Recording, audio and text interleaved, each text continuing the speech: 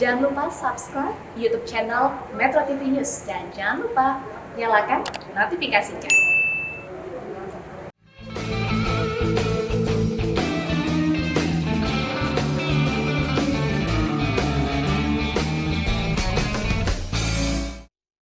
Hari ini saya ingin bertanya, kalau saja satu hari tiba-tiba beras atau nasi yang ada di meja Anda menghilang, apakah Anda peduli? Banyak di antara kita yang tidak peduli, kemudian kita dikagetkan oleh ketakutan, kekhawatiran di tengah pandemi COVID ini bahwa akan terjadi kelangkaan pangan. Masing-masing negara berusaha mempertahankan ketahanan pangan mereka. Kemudian ditambah lagi dengan cerita-cerita yang mengkhawatirkan, mengerikan tentang isu pemanasan global, tentang kekacauan cuaca. Dan ini semua yang membuat kita bertanya-tanya, apakah Indonesia akan mampu menghadapi krisis pangan?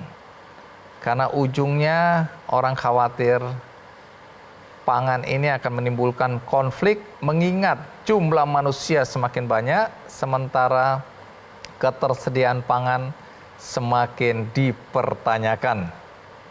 Lalu siapa yang saya ingin ajak untuk ngobrol mengenai pangan ini? Tamu kita yang pertama, mari kita sambut Nisa Wargadipura. Ceng. Ada musiknya. Halo, Bang. Oke, Teteh Nisa ya? Iya. Teteh Nisa, terima kasih sudah hadir di acara Ki Candy. Silakan duduk. Terima kasih. Anda berasal dari mana? Saya orang Garut. Orang Garut. Sunda asli. Asgar? Ya, Asgar. Asli Garut. Ayah Sunda, ibu Sunda. Oke. Dari Jawa Barat ya, dua-duanya. Saya dengarkan Anda mendirikan pondok pesantren. Betul. Yang disebut apa? Pondok pesantren Pondok pesantren ekologi Ekologi, sebenarnya. pondok Ya. pesantren ekologi. Ekologi. Ini pondok pesantren apa sebenarnya? Sebenarnya ini berasal dari kegelisahan ya. Oke. Jadi saya aktivis. Ini kok petani nggak maju-maju gitu. Iya. Dan banyak sekali pada saat ini dunia pertanian ditinggalkan. Oke. Gitu, bukan hanya di Serikat Tani saja, tetapi pada umumnya petani Indonesia, Bang. Kenapa tidak sejahtera? Karena ternyata mereka bertani monokultur. Utama di daerah-daerah hortikultura.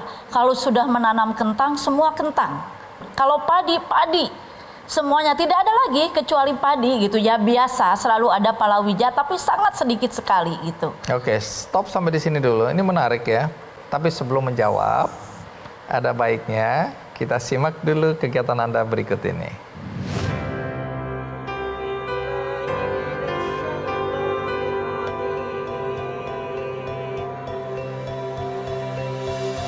Sekilas, Pondok Pesantren Ekologi At-Thoriq yang terletak di Garut, Jawa Barat ini sama seperti pesantren-pesantren lainnya. Terdapat gedung utama dan juga surau tempat para santri mengaji dan mendalami ilmu agama.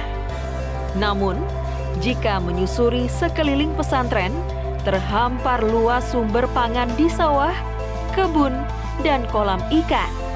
Memiliki tanah seluas 1 hektar, pesantren yang diinisiasi oleh Nisa Wargadipura bersama sang suami, Kiai Ibang Lukman Nurdin ini, menerapkan kurikulum pendidikan agama Islam yang juga berbasis agroekologi. Di pesantren Salafiyah itu puluhan tahun anak-anak santri bersama kiainya, dia belajar dari hal yang sederhana, bertani sampai berternak, berikan.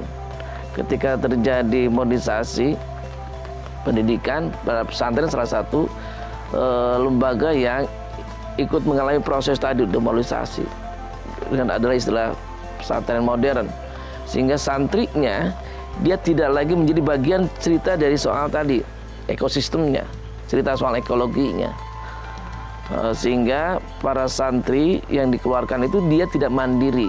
Dia tidak lagi mengenal lingkungannya, lingkungan ekologinya.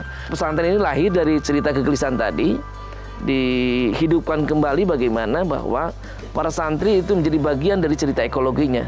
Tuh, sehingga kemandirian pesantren, juga kemandirian para santrinya belajar soal tadi pembekalan pengetahuan, tidak soal agama tetapi keterampilan tentang ekologinya beserta pemasarannya, itu menjadi bagian dari cerita pesantren At-Thoriq, kira-kira begitu. Hingga akhirnya berdiri satu pesantren yang dia tidak hanya menceritakan soal teks Quran dan hadis, tetapi juga ia menceritakan soal tanggung jawab moral terhadap ekologi yang semakin hari semakin sarut-marut, kira-kira begitu. Memiliki latar belakang sebagai seorang aktivis lingkungan, Nisa merasa bertanggung jawab untuk menjaga ekosistem alam, sekaligus mengembalikan kedaulatan pangan. Para santri di sana dilatih oleh Nisa untuk bercocok tanam. Kemudian, hasil panennya diolah dan dikonsumsi oleh semua penghuni pesantren ekologi At-Thoriq. Dia punya mimpi yang besar tentang bagaimana bahwa ketahanan pangan, kedaulatan pangan itu akan selesai kemiskinan bila ngurus ekologinya benar. Dia sangat marah terhadap privatisasi ekologi, privatisasi sumber daya alam. Salah satu santri yang dididik oleh Nisa adalah Jajang.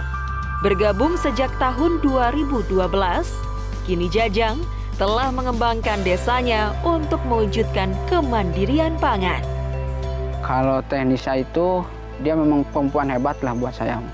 Dia bukan hanya sebagai sosok guru, tapi dia juga sebagai ibu, sebagai pembimbing, sebagai pembawa perubahan buat saya. Karena dulu saya nggak kepikir loh, kalau misalkan saya nggak kesini, pulang ke desa mau ngapain juga. Padahal potensi banyak di desa. Dari sini alhamdulillah memang saya sangat syukur sekali ya sampai sekarang, alhamdulillah. Tak hanya berbagi ilmu ke para santri, Nisa juga membagikan ilmu agroekologi kepada komunitas-komunitas di luar pesantren. Dan berkat kegigihannya melestarikan alam lewat pesantren, beberapa penghargaan telah diraihnya. Salah satunya, Nisa menjadi satu dari 7 tokoh berpengaruh di Kabupaten Garut, versi Ikatan Jurnalis Televisi Indonesia pada tahun 2019.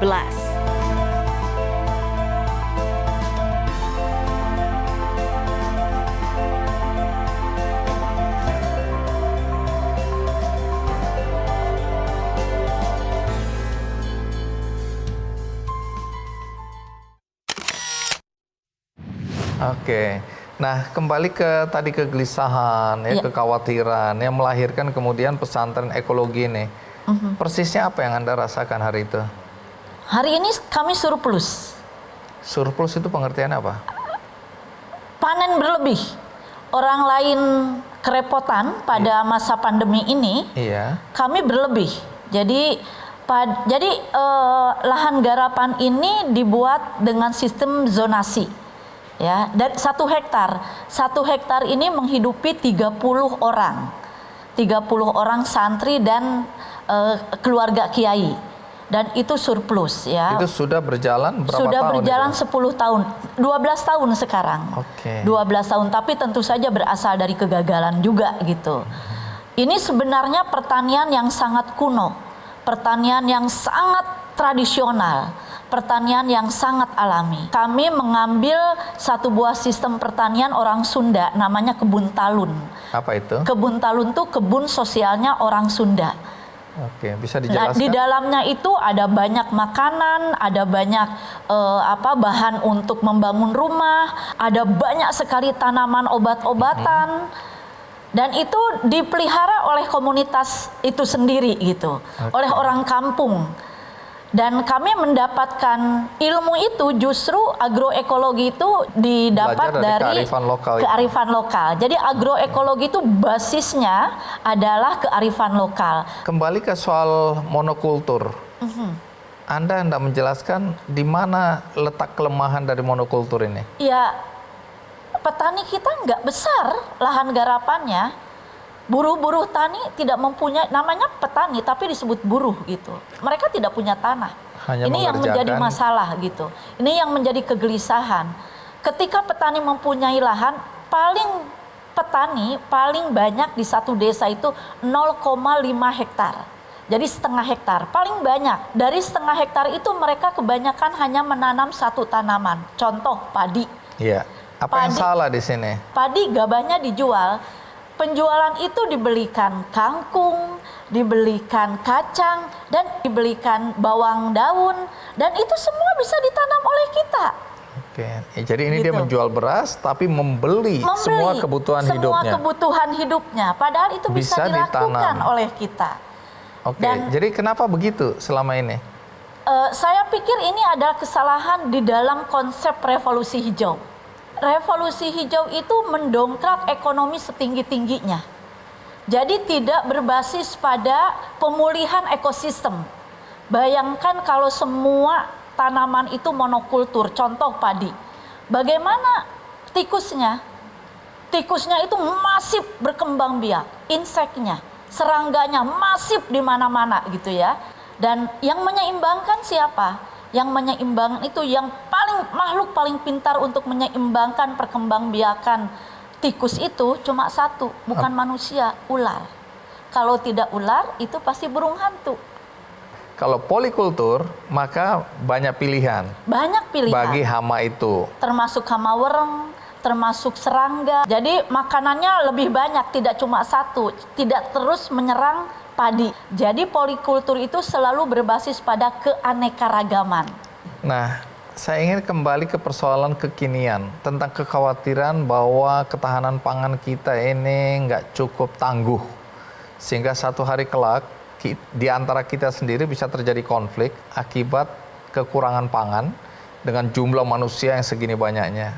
Apakah Anda merasa khawatir juga atau tidak? Saya tidak khawatir Kenapa? dengan agroekologi karena di kiri kanan kita banyak sekali makanan. Oke.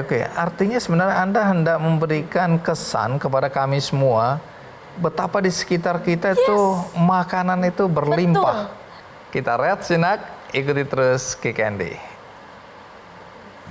Di pinggir-pinggir jalan itu banyak sekali yang bisa dimakan oleh kita, ya. Itu tumbuh. Negara kita negara agraris. Apapun ditanam pasti tumbuh.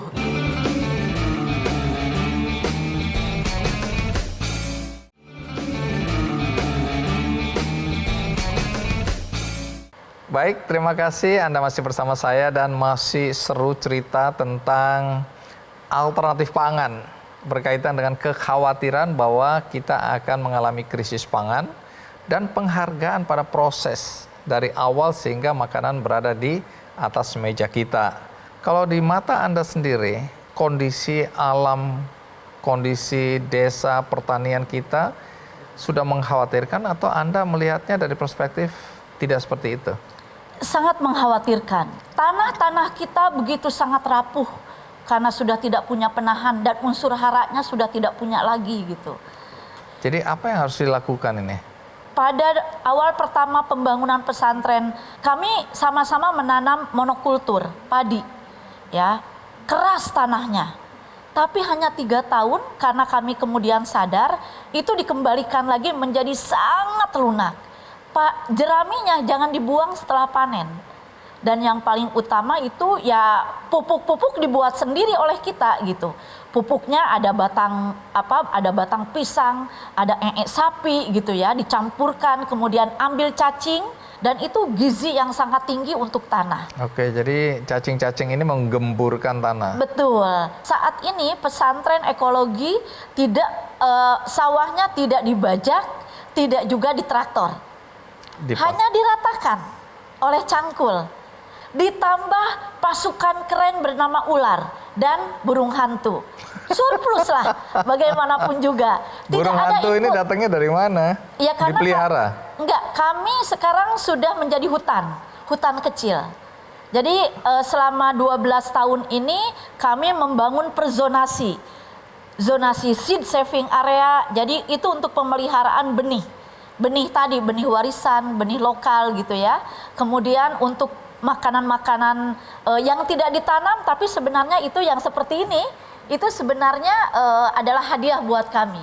Hadiah Bonus. dari alam, bonus, betul. Nah, kalau kita bicara soal pesantren tadi, Anda kan pernah mengatakan bahwa kalau santri-santri ini nanti setelah tamat dari pesantren, kemudian mereka ke kota, berarti santri itu gagal dan pesantren gagal. Kenapa?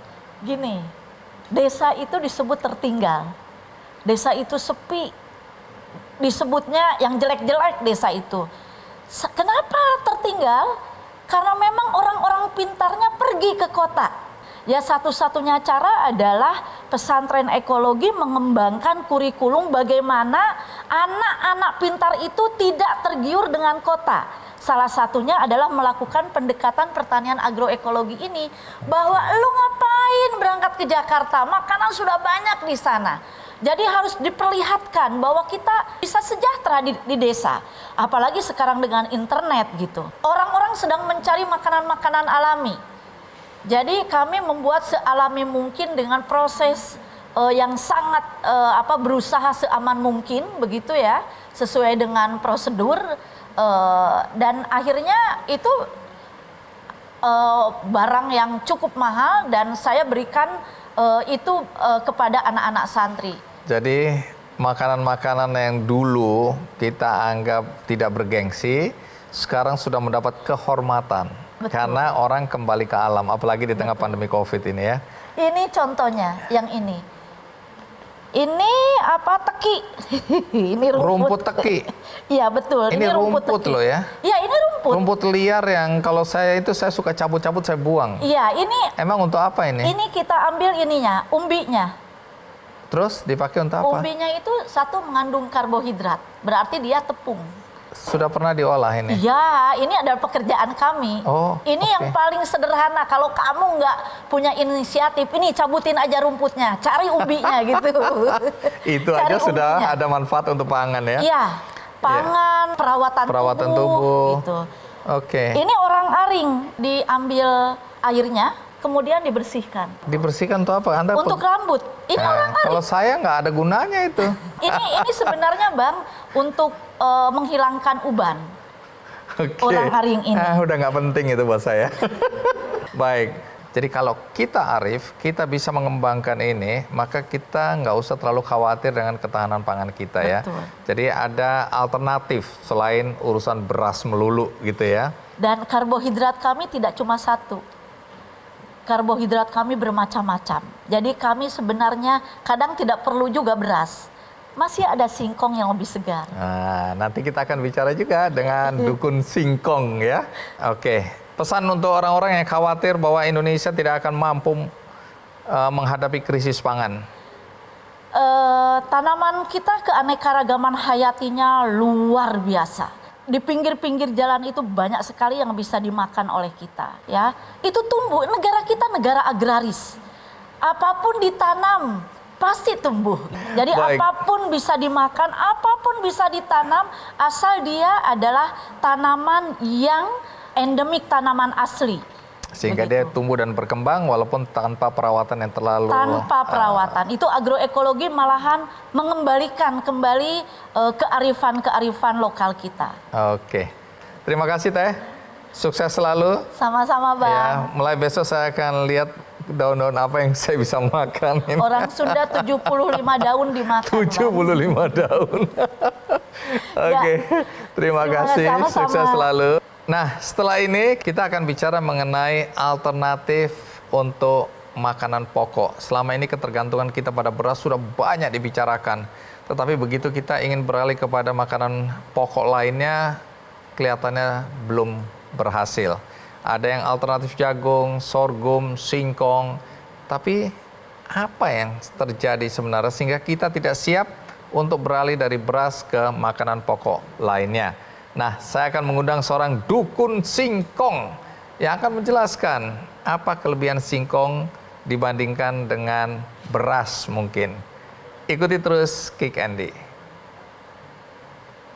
Kan semua orang sudah bicara mengenai alternatif singkong sebagai pengganti makanan pokok. Iya. Tapi kenapa gagal?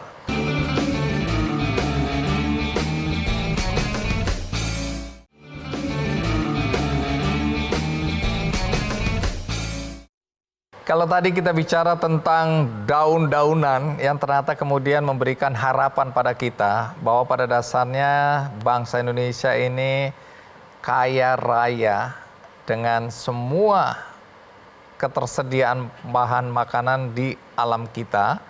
Tapi ada satu hal yang selalu mengganggu kita adalah keinginan pemerintah untuk mendorong masyarakat tidak lagi tergantung pada beras, pada padi, pada nasi. Tapi lalu yang jadi pertanyaan, kenapa alternatif lain ini tidak menarik atau kurang berhasil untuk menjadi pengganti makanan pokok beras? Nah, hari ini saya mengundang seorang dukun singkong, Profesor Ahmad Subagio. Prof, apa kabar? Baik, terima kasih. Terima kasih juga ya, udah hadir. ini kita sama-sama anggota KOPI. Apa itu? Kumpulan Orang Gundul Indonesia. Pelontos, mohon maaf, bukan gundul. Ini kita baru ketemu kok sudah nggak enak suasana. Mohon maaf. Mentang-mentang saya bilang Anda dukun, terus kemudian Anda balasnya Ya, begitu. sekali-kali kan begitu, counter attack. Oke, sesama kopi silakan duduk. Tapi ngomong kenapa Anda dipanggil atau disebut dukun singkong ya? Siapa yang cari gara-gara itu? Ya, itu cerita lama, Bang Andi, tahun 2010-an begitu, Pak Dahlan Iskan ketemu dengan kita di Wonogiri. Oke. Kemudian saya memberi penjelasan kepada beliau bagaimana melihat tanaman singkong. Dengan melihat itu kita bisa memprediksikan berapa dihasilkan per hektarnya. Dan beliau memang sepakat dengan itu. Beliau menguji sendiri pada waktu itu dan nyatanya benar. Karena itulah beliau lalu memanggil saya dukun ini. Pak Dahlan waktu itu sebagai apa? Ya, beliaunya sebagai Menteri BUMN pada waktu itu. Oke, jadi gara-gara Pak Dahlan Anda kemudian Ya, dikenal sebagai betul. dukun singkong. Betul. Tapi kenapa Anda kok tertarik pada singkong? Ya, itu ceritanya begini Bang Andi. Jadi sebenarnya sejak lama, sejak kecil saya itu bergelut dengan singkong. Saya untuk saat ini yang lebih kita geluti adalah yang beracun, walaupun juga yang tidak beracun kita juga Kenapa menggunakan. Anda lebih peduli pada yang beracun? Yang beracun ini produktivitasnya tinggi dan teknologi saya bisa menghilangkan racunnya. Untuk apa ini? Kita untuk mokaf, ya, untuk mokaf. Oh, yang dipilih justru yang beracun ini? Ya, karena produktivitas per hektarnya tinggi dia. Oke. Nah, walaupun sekarang kita mulai juga develop yang tidak beracun, karena begini pandangan kita, Indonesia ini dalam waktu dekat kekurangan sekali akan beras, karena jumlah penduduk kita naik terus. Sementara kemudian lahan kita tidak bergerak, bahkan cenderung turun. Dan itu Bang Andi, efeknya tidak hanya pada ketersediaan lahan yang berarti produksi menurun, tetapi juga pada harga. Karena dengan diblokir tadi, irigasi jelas putus, berarti produktivitas turun. Aset jalan juga putus, sehingga ongkos mengangkut juga naik. Jadi luar biasa ini Bang Andi. Oke, jadi ini bukan satu persoalan aja ya? Ya. Tapi bisa menjadi rangkaian persoalan. Betul. Dengan mengembangkan pangan yang baik dan pembangunan pangan yang berhasil, itu akan mensejahterakan. Bukan hanya persoalan makanan saja yang diselesaikan. Sampai bisa meningkatkan pendapatan, teknologi, ilmu, dan seterusnya berkembang dengan baik. Dan urusan politik juga, Ya, banyak pemerintahan yang jatuh karena urusan pangan. Ya. Baik, tapi sebelum kita lanjutkan, penonton juga mengetahui apa yang Anda lakukan dan siapa Anda. Ini dia liputannya.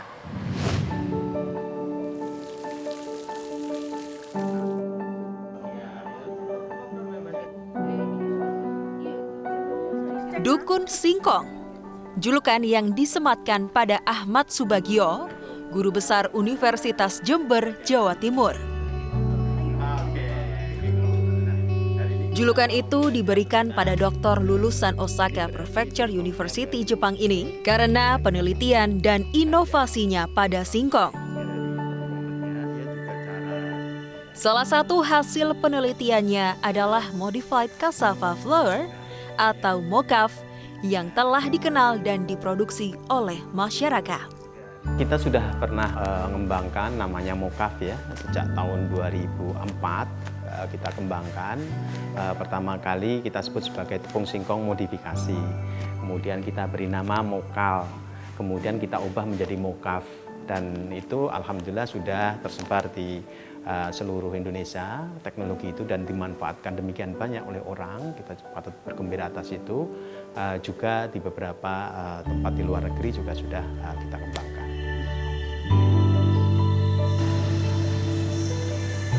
Hasil penelitian terbaru adalah singkong sawut beras atau singsaras. Singsaras itu adalah teknologi sederhana yang kita ciptakan untuk kemudian mengubah singkong menjadi produk yang seperti beras, begitu ya. Hanya singkong disawut kemudian jadikan beras.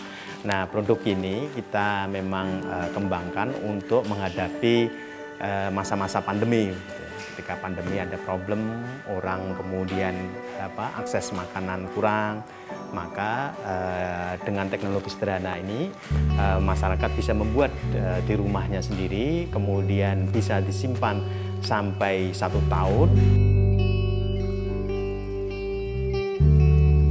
Singsaras dapat diolah bersama beras dengan perbandingan 1:1. Untuk rasa, kalau sudah diolah, menurut saya tidak ada bedanya. Tergantung cara pengolahannya aja, mau dibikin nasi goreng, mau dibikin yang lainnya juga bisa.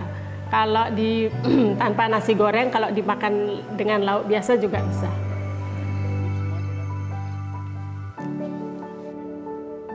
Selain melakukan penelitian untuk menghasilkan produk berbahan dasar singkong dan penelitian lainnya terkait pangan, Ahmad Subagio juga membuat sejumlah alat untuk pengolahan pangan.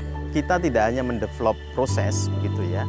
Kita juga mendevelop peralatan yang diperlukan, baik itu untuk keperluan rumah tangga, keperluan UKM, sampai industri besar yang berskala internasional pun kita juga develop bersama-sama dengan partner kita.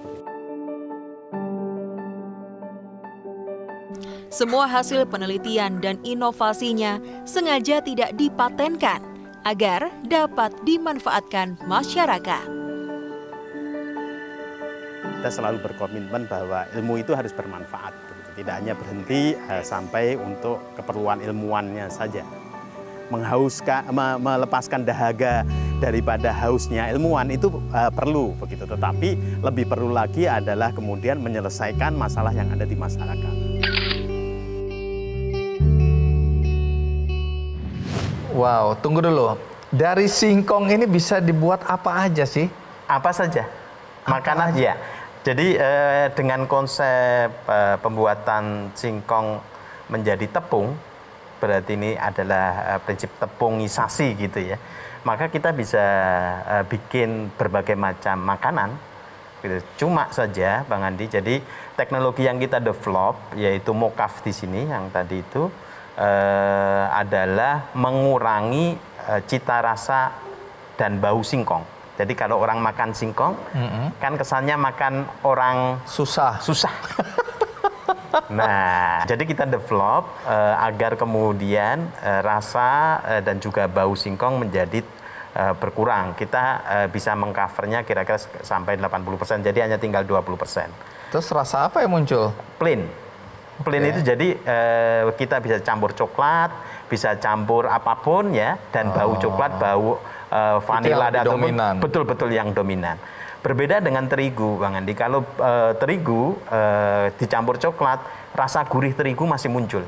Jadi ini kekuatan daripada tepung singkong ya, mokaf yang kita developin. Baik, tapi kalau kita lihat kan semua orang sudah bicara mengenai alternatif singkong sebagai pengganti makanan pokok. Iya. Tapi kenapa gagal? Kok nggak bisa cepat beralih begitu? Ya, persoalannya ada banyak, Bang Andi. Yang pertama adalah persoalan kultural. Persoalan kultural ini selalu dikaitkan bahwasanya tadi, kalau sudah makan beras, maka ada pride, ada kebanggaan, ingin menunjukkan bahwa dia sudah tidak miskin lagi. Makmur. Ya, ini persoalannya. Kemudian yang kedua juga ada beberapa kebijakan pemerintah yang kita lihat bahwa itu justru menjadikan orang beralih. Contoh adalah kebijakan Raskin. beras untuk orang miskin. Yang tahun 2008 sampai sekian ya. Sehingga ketergantungan pada beras makin tinggi. Itu masif sekali. Ketika diberi beras, karena prinsipnya adalah petani subsisten, dia akan melihat kenapa saya harus tanam singkong, wong di rumah sudah ada beras. Dengan demikian kebiasaan tanam singkong mereka hilang. Dan dengan demikian harga singkong menjadi melangit pada saat itu. Nah ini menjadikan kemudian mereka betul-betul sangat tergantung pada beras. Jadi saat itu kita sudah menyarankan sebenarnya kepada pemerintah untuk mengalihkan raskin menjadi pangkes, pangan kesejahteraan, untuk kesejahteraan. Apa yang itu? mana konsepsinya adalah Bang Andi, pemerintah pusat mendrop berupa uang ke pemerintah daerah. Pemerintah daerah kemudian membeli pangan lokal. Ya, misalnya saja di Kepulauan ada sagu, ya, ada jagung, ada kemudian singkong, misalnya di Kepulauan K, di situ ada namanya embal, yang mana itu berasal dari singkong, cantik sekali produk itu. Saya sebagai orang teknologi pangan menghargai produk itu luar biasa sebagai teknologi yang tinggi sekali. Nah, itu mestinya diproduksi oleh masyarakat dan dibeli oleh pemerintah daerah untuk diberikan ke yang miskin. Apa dampaknya? Dampaknya produktivitas masyarakat akan naik. Jadi ini multiple effect ya, yang kemudian kalau program itu betul-betul dijalankan bisa baik. Sayang sekali tidak terrealisasi. Oke, ini hal yang kelihatannya sepele ya, tapi dampaknya besar sekali. Iya. Oke, betul. Kita rehat sejenak. Saya akan segera kembali. Kalau orang mau mendapatkan resep, rumus, itu bisa datang ke Anda dan Anda kasih? Saya kasih. Nggak usah paten, nggak usah royalti.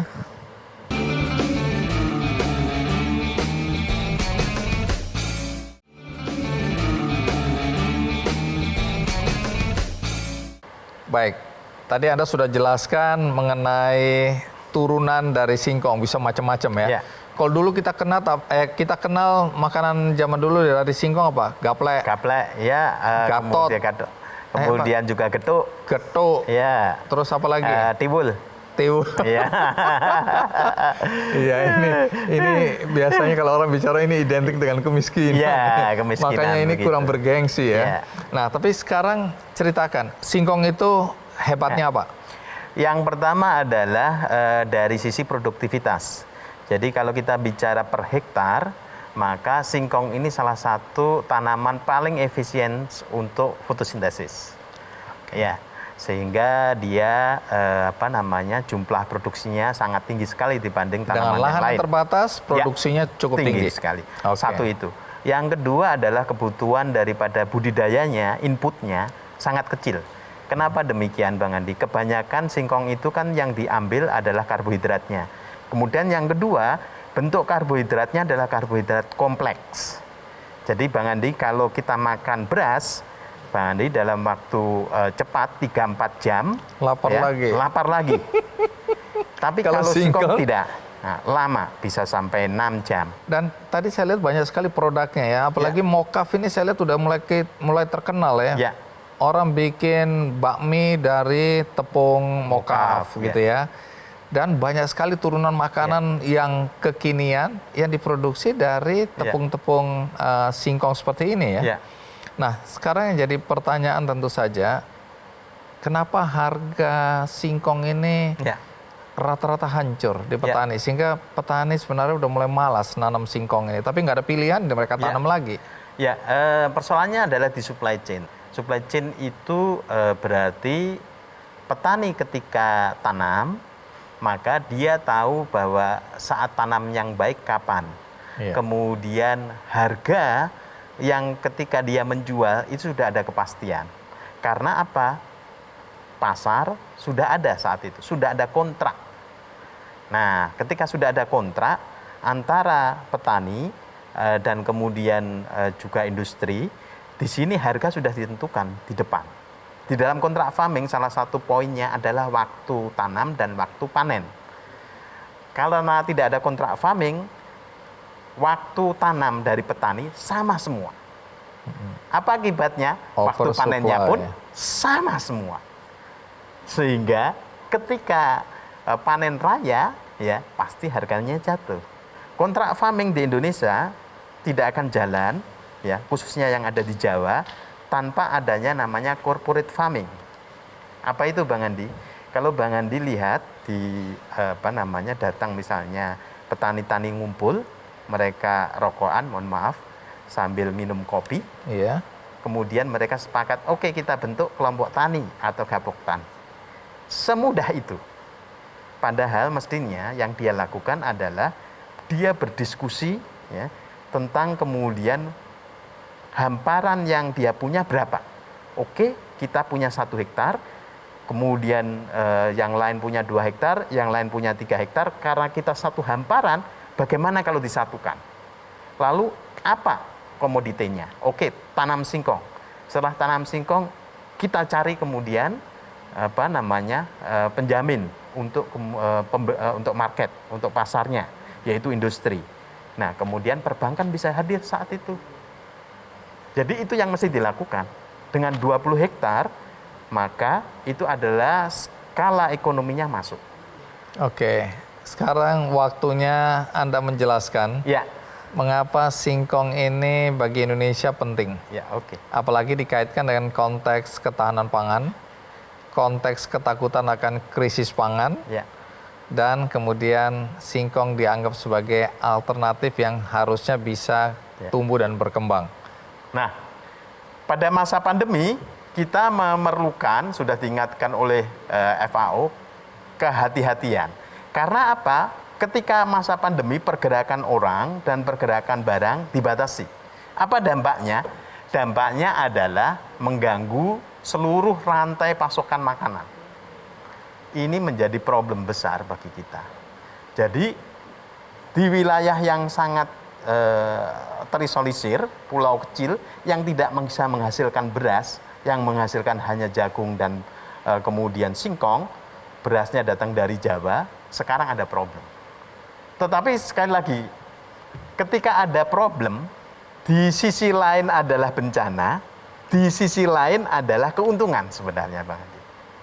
Apa itu keuntungannya? Rabobank sudah mengatakan ini adalah ya inovasi-inovasi yang akan jalan ketika COVID ada.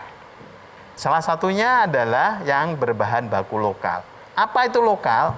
Definisi lokal itu adalah tempatnya. Jadi kalau kita makan 60 atau 100 kilometer daripada tempat di mana dia diproduksi, itulah yang namanya lokal.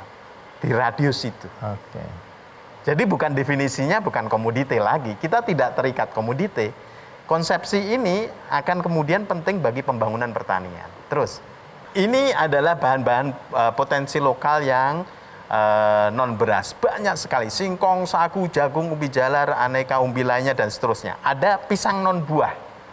Ini yang tadi saya katakan, bahwa ketika kita lokal, maka pembangunan pertanian inklusif yang terjadi. Selama ini, karena kita selalu basisnya adalah padi, maka daerah subur saja yang ada pembangunan pertanian. Sedangkan daerah yang seperti ini tidak ada pembangunan pertanian. Apa dampaknya? Kalau kita ke NTT atau kemudian di Gunung Kidul, banyak sekali orang yang kemudian karena tidak ada pembangunan di situ menjadi TKI, menjadi TKW. Karena tidak ada pembangunan. Ini yang kemudian menjadi problem kita. Di masa pandemi ini yang kita sarankan, yaitu keluarga mempunyai cara untuk memproduksi pangan sendiri. Contohnya adalah singkong di sini. Tanam aja di pot. Ini adalah produk-produk inovasi yang kita hasilkan. Banyak sekali sebenarnya ragamnya, tapi yang kita tunjukkan di sini ada pasta Jawa. Jadi pasta Jawa ini singkong.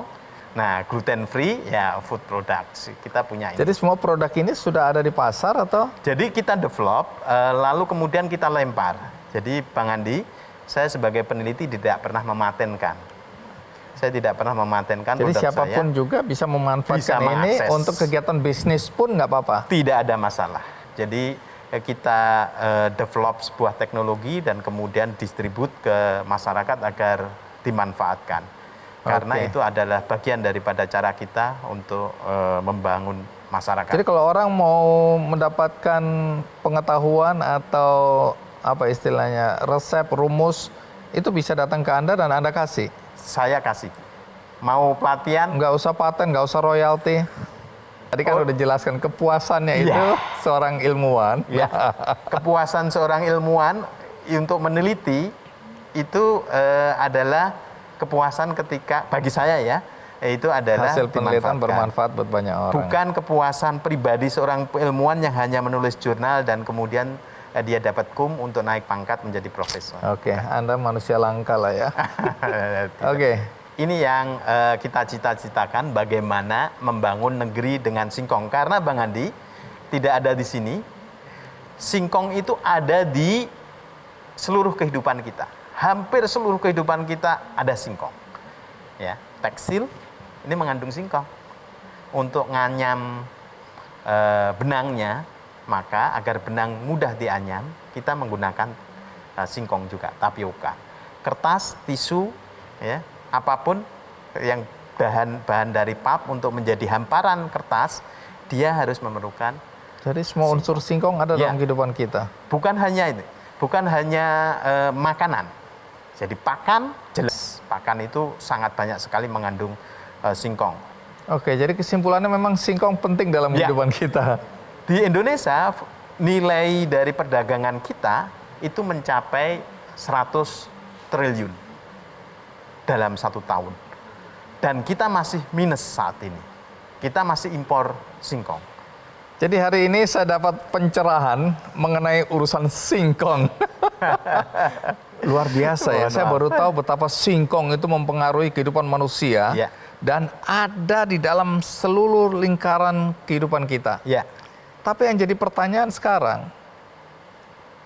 apa usul Anda agar masyarakat dalam konteks ketahanan pangan ini mau beralih dari beras untuk menjadikan singkong makanan pokok?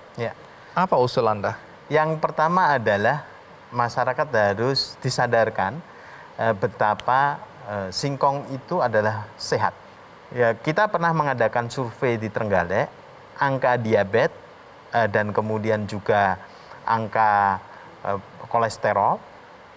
Kalau kita cek di orang yang makan singkong, itu jauh lebih rendah daripada orang yang makan beras biasa. Jadi pengetahuan saya hari ini juga bertambah, hal yang kelihatannya sepele, tapi ternyata penting dalam kehidupan kita. Terima kasih Anda sudah memberikan pencerahan bagi kami semua, penonton juga. Mungkin sebagian penonton tadinya ketika tahu topiknya singkong, dia bilang apa perlunya aku nonton acara ini. Tapi mungkin setelah mendengarkan Anda cerita tentang singkong, ternyata banyak sekali hal yang baru, yang menarik, yang bisa kemudian menjadi pengetahuan kita untuk kehidupan kita yang lebih baik. Dan berikutnya kita akan belajar mengenai etika di dalam pertanian, peradaban, kemudian juga kita bicara mengenai kearifan, ya, sesuatu yang mungkin selama ini tidak Anda pedulikan. Tapi melalui narasumber kita berikutnya, kita akan belajar tentang satu kearifan lagi, yaitu berkaitan dengan adab dan tentu saja berkaitan dengan bagaimana manusia menghargai pangan. Siapa dia? Ikuti terus Ki Candy. Yayasan Bumi Langit ini sifatnya memfasilitasi ya siapapun yang kita, orang dari agama apapun, dari kelompok apapun, dan permakultur itu akan mengajarkan kita cara kembali untuk mendesain kehidupan berdasarkan etika.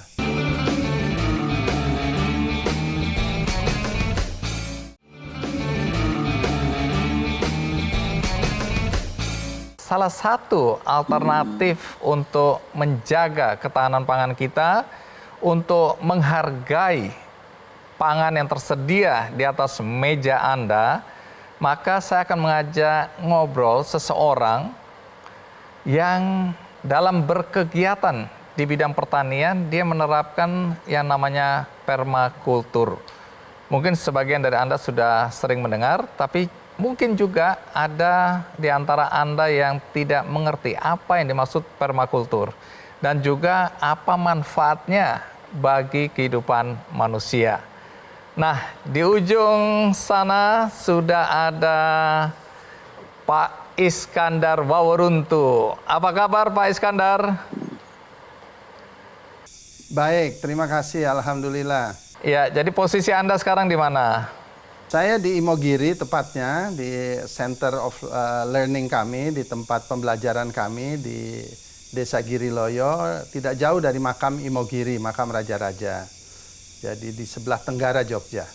Berkaitan dengan aktivitas Anda selama ini, karena Anda dikenal sebagai aktivis di dalam pertanian permakultur. Bisakah Anda menjelaskan secara sederhana sekali apa yang dimaksud dengan pertanian permakultur ini? Ya, permakultur itu sebetulnya bukan ilmu baru ya. Itu sebuah kearifan tua yang terkait dengan kearifan tradisional manusia yang sudah ada dari semenjak ada manusia di bumi ini. Yang pada hakikatnya dipaket kembali dalam konteks kehidupan modern kita.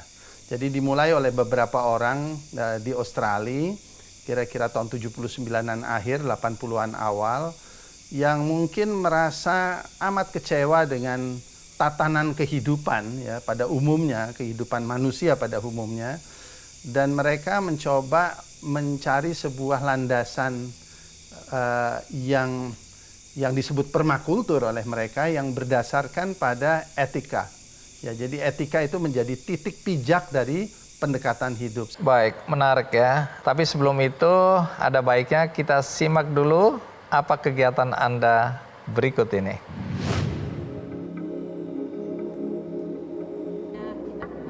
Sudah hampir mustahil hidup tanpa ketergantungan dari industri pangan di era ini. Namun, hal ini berhasil dilakukan oleh Iskandar Waworuntu, seorang lulusan SMP yang menggantungkan hidupnya kepada alam. Mempelajari ilmu permakultur pada tahun 90-an, membuat Iskandar membawa kehidupannya kembali seperti masa di mana semua kebutuhan dapat dipenuhi oleh alam, terutama pangan. Sejak tahun 2006, Iskandar dan keluarganya memilih tinggal di lahan seluas 3 hektar yang ia ubah menjadi hutan.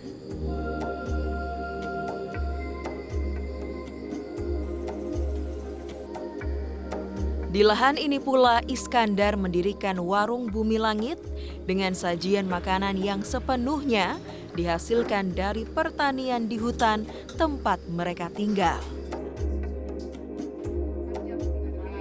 Tidak hanya itu, mereka juga menjual hasil olah produk pertanian yang sepenuhnya menggunakan bahan organik.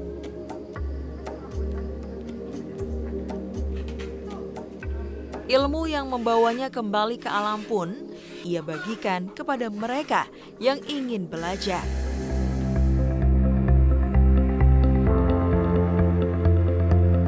Kalau Bumi Langit kan saya nggak rasa sebagai sebuah peristiwa kayak kita mendirikan sekolah atau sebuah institusi, kayak sekolah kita mau mendirikan perusahaan, kan ini kan sebuah proses kehidupan. Saya sendiri juga nggak merasa saya membuat apa-apa.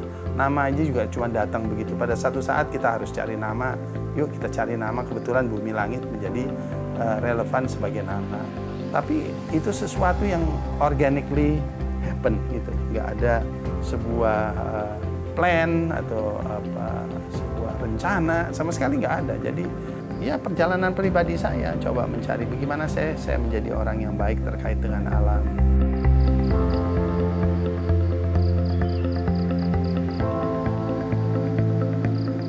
Kita mau berkembang dalam kebaikan atau kita mau hancur, runtuh menuju kehancuran.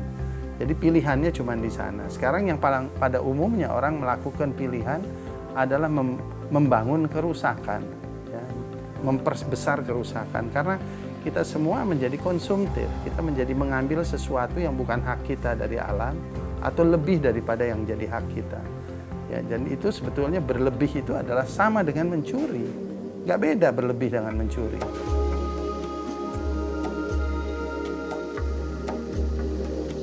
Dinamakan PDC atau Permaculture Design Course, kelas yang berlangsung selama 2 minggu ini mengajarkan tata cara permakultur secara teknis dari konsep hingga pelatihan praktik untuk memahami ilmu permakultur agar dapat diterapkan di dalam kehidupan masing-masing. Setiap peserta akan mendapatkan sertifikat resmi yang dapat mereka gunakan saat membangun konsep permakultur secara legal di tempat-tempat umum. Membawa manusia kembali menyatu dengan alam adalah impian utama Iskandar. Ia dan keluarganya berharap semakin banyak masyarakat yang sadar akan keseimbangan alam dan membawa mereka kembali mengambil manfaat alam sesuai dengan kebutuhannya.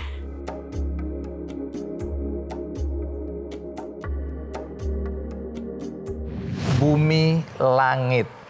Boleh tahu komunitas ini kenapa penting untuk Anda dirikan dan apa tujuan dari pendirian komunitas ini ya? Kalau Bumi Langit itu sebetulnya hanya sebuah konsekuensi logis dari pencarian. Yayasan Bumi Langit ini sifatnya memfasilitasi ya, siapapun yang kita, orang dari agama apapun, dari kelompok apapun, kita fasilitasi untuk kembali merenungkan kembali tentang persoalan yang kita hadapi sebagai manusia. Dan permakultur itu akan mengajarkan kita cara kembali untuk mendesain kehidupan berdasarkan etika. Anda dulu seniman, kemudian pernah bergabung dengan bengkel teaternya Rendra. Tapi kenapa kemudian bidang pertanian itu menarik perhatian Anda dan Anda anggap penting? Sebenarnya saya nggak melihat pertanian ansih ya, sebab sendiri kita nggak bisa melihat pertanian itu sebagai sesuatu yang terpisah dari kehidupan yang menyeluruh. Dan itu yang menyebabkan musibah kita ya, musibah kemanusiaan ini, itu karena kita boleh dibilang memisahkan alam atau mengeksploitasi alam, mengambil sesuatu lebih dari alam atau bahkan sesuatu yang bukan hak kita di alam. Jadi keseimbangan ini selalu harus ditegakkan dan menegakkannya itu adalah dengan akhlak, dengan etika. Ya, dari penjelasan Anda tadi, saya dan saya yakin penonton menangkap adanya kekhawatiran, bisa dibilang kekecewaan Anda pada perilaku kita sebagai manusia yang terkesan tidak beradab lagi, tidak beretika lagi memperlakukan alam atau kehidupan kita. Nah, kalau tadi Anda sebutkan bahwa kita sedang menghadapi krisis. Yang Anda maksud dengan krisis ini apa persisnya dalam kehidupan nyata yang bisa kita rasakan atau kita lihat? Mungkin kalau kita bersikap jujur pada diri kita melihat kita sebagai manusia di bumi ini, hampir semua ukuran-ukuran yang kita pakai itu bisa dikatakan sedang berjalan mundur. Ya, kualitas kesehatan kita sebagai manusia, sebagai makhluk manusia ini sedang berjalan mundur. 90% dari tubuh kita itu sebetulnya bukan kita. Adalah makhluk yang numpang hidup di tubuh kita. Dengan 50 triliun sel, dengan jumlah bakteri yang tidak terhitung, virus yang tidak terhitung, jamur-jamuran yang tidak terhitung. Dan mereka semua punya hak. Ya, dan yang kita sekarang perlakukan adalah kita bersikap tidak adil kepada mereka. Dengan memasukkan sesuatu ke dalam tubuh kita yang bukan hak mereka. Kita mengambil sesuatu dari alam lebih daripada ukuran-ukuran yang menjadi hak kita. Kalau di daerah-daerah urban, itu adalah ketergantungan kepada industri. Jadi industri seakan-akan menjadi induk semang kita. Padahal industri sebagai sebuah mekanisme itu bukan tanpa persoalan, bukan tanpa cacat. Dan hampir bisa dikatakan bahwa semua industri itu melakukan sebuah proses yang problematik karena berlebih.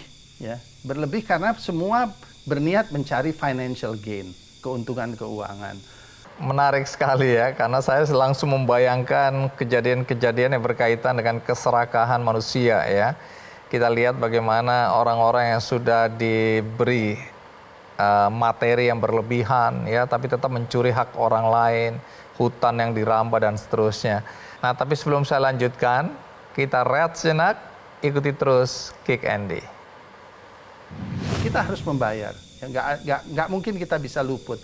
Alam itu harus merestui kita. Kalau kita tidak direstui oleh alam, itu kita akan punya masalah besar. Dan ini masalah sedang kita rasakan saat ini.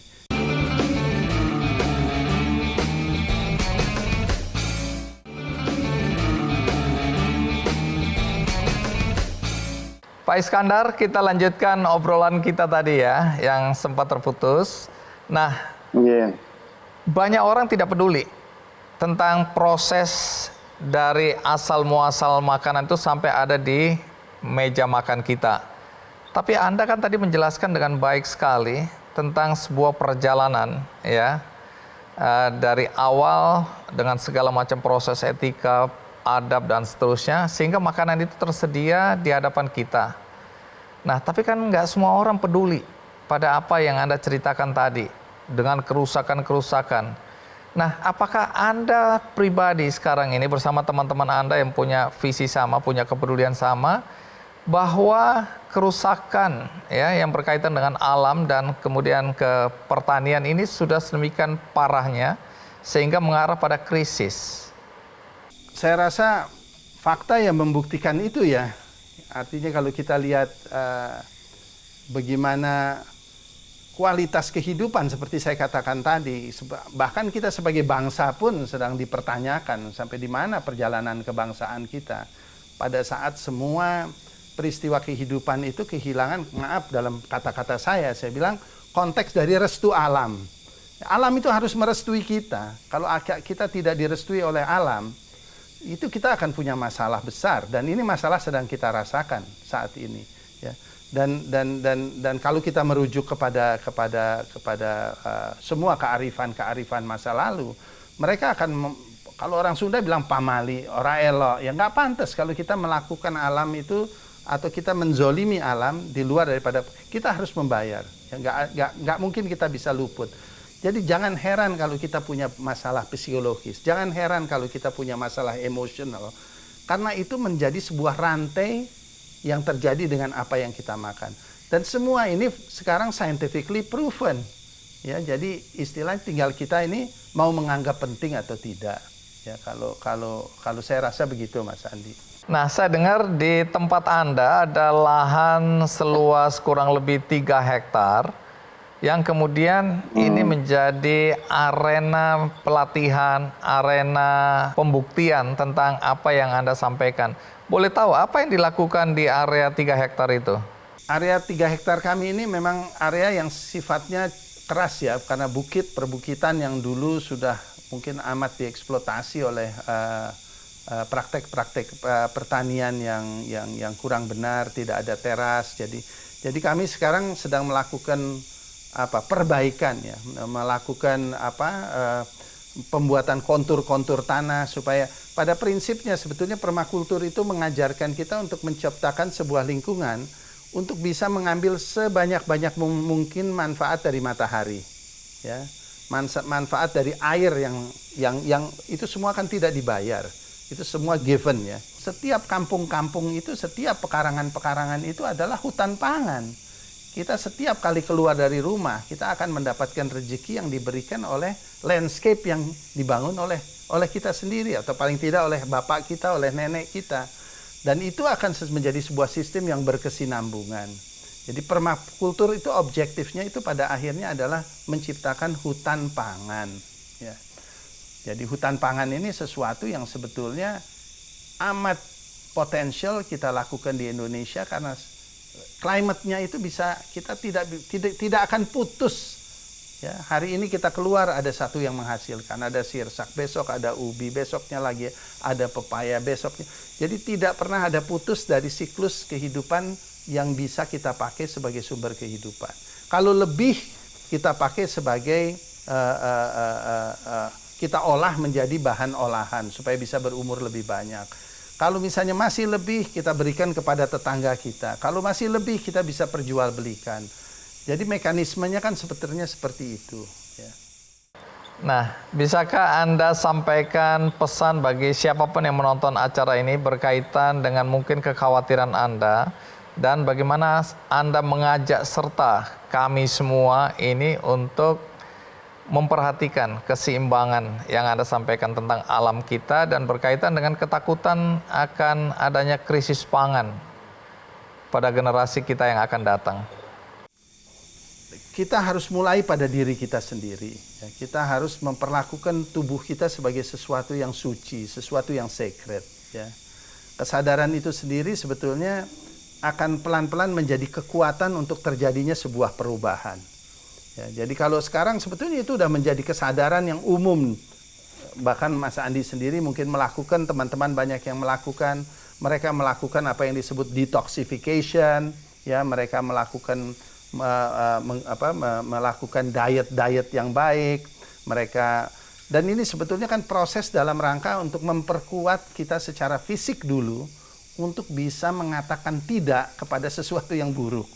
Ya, karena pada prinsipnya yang ditawarkan oleh industrial food dan industrial product pada umumnya itu merugikan kita, dan kita harus reclaim hak kita untuk bisa menjadi sehat, untuk bisa mengatakan tidak, ya.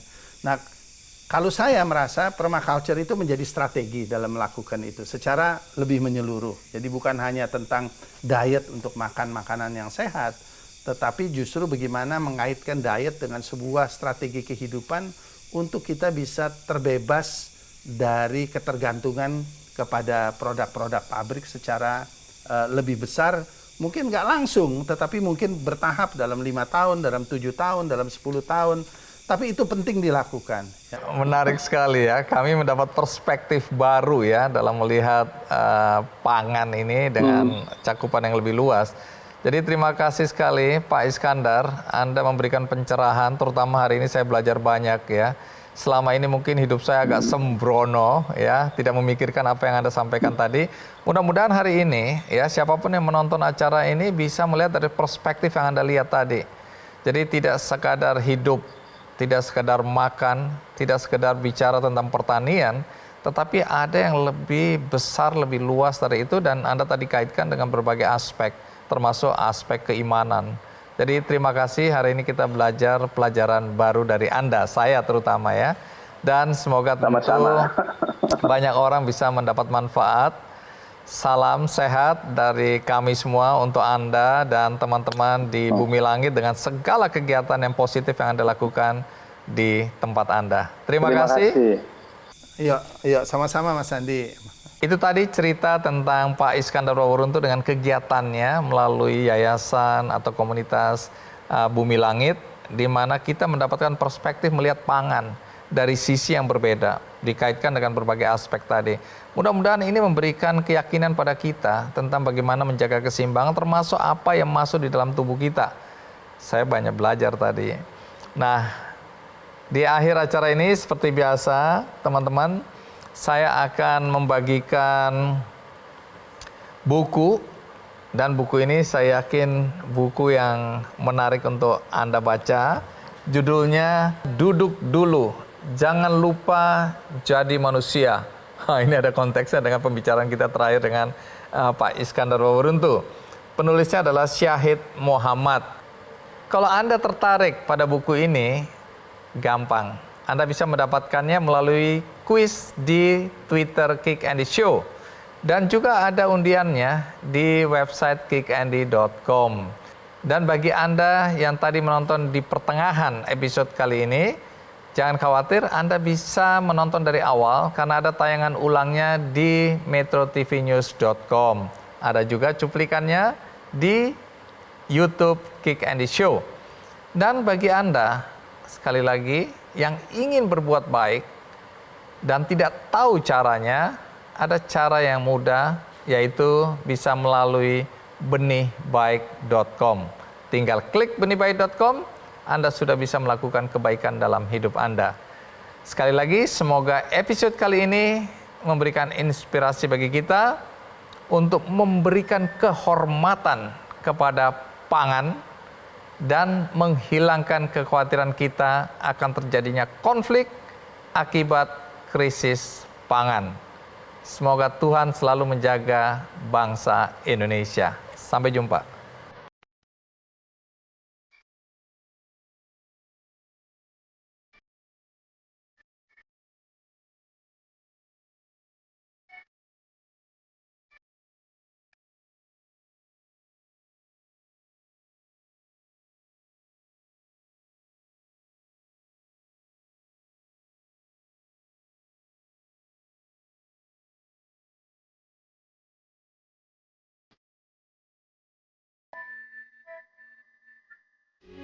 Metro TV